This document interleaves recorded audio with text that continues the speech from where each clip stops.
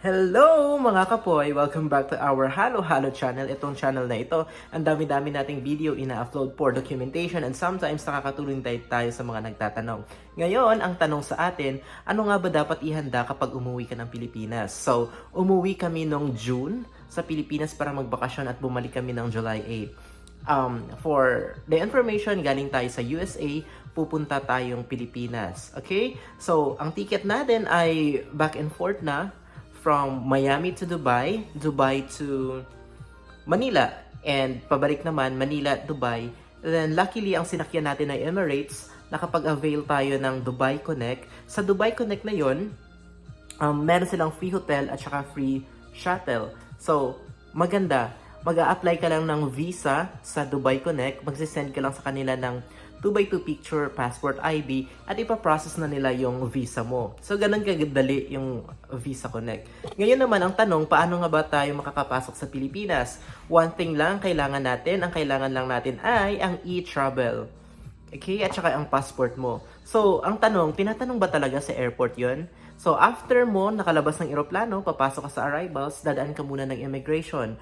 Dalawang uri doon ng immigration. Meron yung self-service at meron din naman yung may immigration officer talaga. Mas natatagalan yung iba na pumipila doon sa smart gate na kung saan ikaw yung mag-i-scan ng sarili mong passport. Wherein, pag dumaan ka doon sa immigration, tatanungin ka lang nila, ibibigay mo lang yung passport mo, at tatanungin ka lang nila kung nakapag e-travel ba. Yung e-travel mo is madali lang naman siyang applyin, 24 hours bago mag-flight. Ako nga ginawa ko siya 8 hours before ang flight. Is meron na ring declaration ng customs doon kung meron ka bang dalang pera or meron ka mga gamit na sobra sa personal things mo na gagamitin. Itong bagay, huwag kang matakot magdala ng kung ano-ano as long as hindi mo naman siya ibebenta, hindi naman kukunin ng customs at hindi ka duda-duda yung mga dala mo. Okay? So, meron naman silang mga detector dyan kung gold, napakadami ng gold mo, doon, maka-question ka talaga. Pero kung ang dala mo lang din naman ay mga sapatos for yourself, wala kang bakal na dala, hindi naman siya madidetect. Okay? So, yun lang po ang kakailanganin natin, yung e-travel lang po ang kakailanganin natin sa pagpasok sa Pilipinas. Ngayon, pabalik na naman abroad. Ano naman yung kailangan nating dalahin sa pagbalik ng abroad? Of course, pumunta ka lang sa website ng Balik Manggagawa, i-activate mo ulit ang iyong OEC kung the same employer lang, kung nagbakasyon ka lang. And of course, OEC at saka ang e-travel, at saka passport mo. Then sa immigration naman, kapag OFW ka, sabi nga nila, may special lane ka, mabilis lang kapag OFW ka. Huwag ka nang matakot, huwag ka nang mangamba, kasi ang ipapakita mo lang, passport at saka yung OEC mo. Okay? Meron nga nung umuwi ako ng April, ang binigay ko lang sa immigration officer is ang aking passport. Hinanapan ako ng OSC, sabi ko, direct hire po ako. So sabi niya, okay sir, diretso lang, ganun lang kabilis. So, OEC, pinakamahalaga na madali lang din naman siyang kunin. At saka yung e-travel pa rin, departure naman yung gagawin natin. So, huwag kang mangamba. Ano bang pwedeng dalahin natin kapag lumabas na? Ako, dala ko walis. Walis yung dinala ko sa US. So, tinanggap naman nila. Basta walang mga karne, walang mga organic goods, ganyan. Mga walang bagay na mahal. Huwag kang mangamba, pwede ka naman makalabas. Then, upon the departure sa Air Terminal 3, itong pinakamagandang bagay, meron na silang OFW lounge na sinasabi. So, pagpasok mo ngayon sa departure area ng NAIA, sa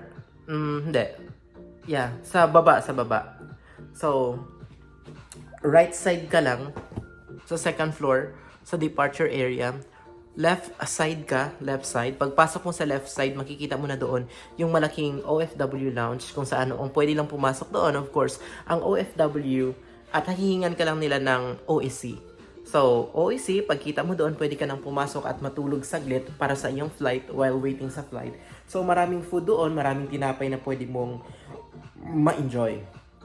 And then, ano naman ang kakailanganin natin sa pagpasok natin dito sa US? Depende kasi yung napasukan namin before, sa California kami dumaan, ang higpit talaga doon kasi ang daming tanong.